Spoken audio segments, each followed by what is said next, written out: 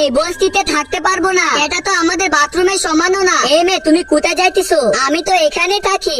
আপনি তাহলে ম্যাডামের রুমমেট? তাহলে ভিতরে যান, আমি কিন্তু এখান থেকে চলে যাব। মালিক বলেছে আপনি যদি কথা না শুনেন তাহলে তোমার খাবার দাবার বন্ধ করে দিবে। এই মেয়ে, তুমি কি দেখতেছো এখানে? আমি তো কিছুই দেখি না, আমি অন্ধ। এটা আপনাদের জন্য। আরে ওয়াও, এত দামি গিফট। আমি আশা করি আপনারা সবাই ম্যাডামের সাথে ভালো ব্যবহার করবেন। ওর কোনো সমস্যা হলে আমরা এগিয়ে যাব। আরে চিকেনের লেগ পিসটা যে কেমন মজা হয়েছে। আরে আরে, ওইটা আমি খাবো। এটা আমি খাবো।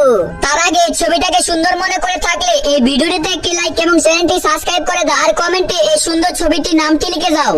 এই, তোমরা কি কোন আইসক্রিম খাবে? হ্যাঁ হ্যাঁ হ্যাঁ, সেদিন সবার সামনে তুমি আমাকে অপমান করেছো।